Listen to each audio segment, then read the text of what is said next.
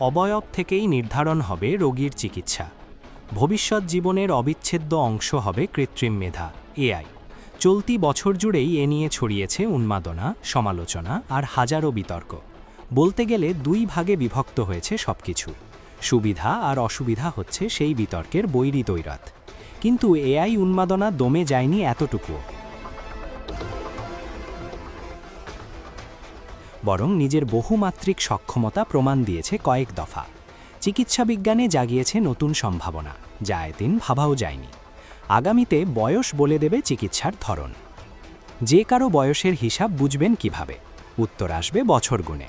বিজ্ঞানের ভাষায় বয়স বলতে বোঝায় ক্রোনোলজিক্যাল এজ, যার মাপকাঠি হলো সময়। কিন্তু বয়স মাপার আরেকটি মানদণ্ড হলো বায়োলজিক্যাল এজ, যার পরিমাপ করেন ডাক্তাররা। নতুন খবর হলো এবার এই কাজটাই করবে এআই, যার উৎস হবে সেলফি। অবাক করা তথ্য হলেও সত্যি কিন্তু এটি।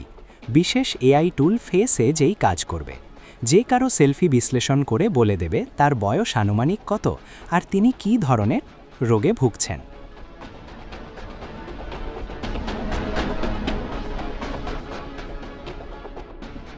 কৃত্রিম মেধার রোগ নির্ণয় পদ্ধতি নিজে থেকেই বলে দেবে সেলফি ব্যক্তির বায়োলজিক্যাল এজ কেমন। মূলত ডিপ লার্নিং অ্যালগরিদম মেনে চলে বিশেষ এই এআই মডেল। মডেলের প্রধান চালিকা শক্তি হল ছবি বিশ্লেষণ করে বলে দেওয়া কী সমস্যা রয়েছে সেলফির ভেতরে। মডেলের মূল কাজের ভিত্তি মূলত দি আইবল পরীক্ষা।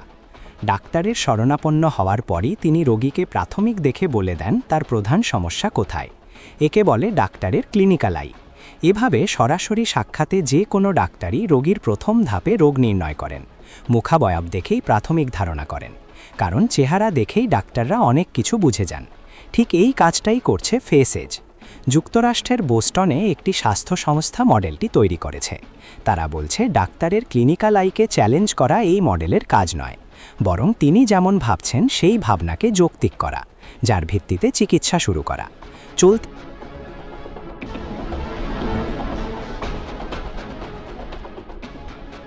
বছরের মধ্যভাগে এ সংক্রান্ত রিসার্চ পেপার ল্যান্সেট ডিজিটাল হেলথে প্রকাশিত হয়েছে। ইতোমধ্যে পাইলট স্টাডির কাজ চলছে।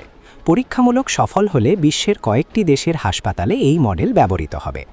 ডাক্তাররা এই মডেলের সব ধরনের সহায়তা নেবেন। মডেল উদ্ভাবক বলেছেন ক্যান্সার চিকিৎসায় অনেক ভালো কাজ করবে এই মডেল। ইতোমধ্যে কয়েকটি দেশের বেশ কিছু ক্যান্সার রোগীর এই মডেলের সফল প্রয়োগ করা হয়েছে। তার ভিত্তিতে চিকিৎসা দেওয়া শুরু হয়েছে। তাই সব মিলিয়ে বলা যায় চিকিৎসার উদ্দেশ্যে চেম্বারে যাওয়ার পর ডাক্তার যেভাবে রোগীর সরাসরি সাক্ষাতে রোগ নির্ণয় ও নিরাময় করেন সেই কাজ করে দেবে কৃত্রিম বুদ্ধিমত্তা। এতে ডাক্তারের গুরুত্ব কোনো অংশে কমবে না, বরং পরীক্ষিত ক্রস চেক করতে পারবেন তিনি যা ভাবছেন তা কতটা ঠিক ভাবছেন। ফলে ডাক্তারের সহায়ক শক্তি হিসেবে কাজ করবে এআই। এটিই মডেলের প্রধান লক্ষ্য।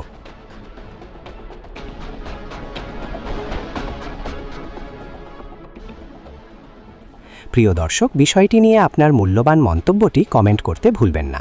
পরবর্তী আপডেট পেতে চ্যানেলটি সাবস্ক্রাইব করে আমাদের সাথেই থাকুন। ধন্যবাদ। এসকে টিভি বাংলা, সাথেই থাকুন।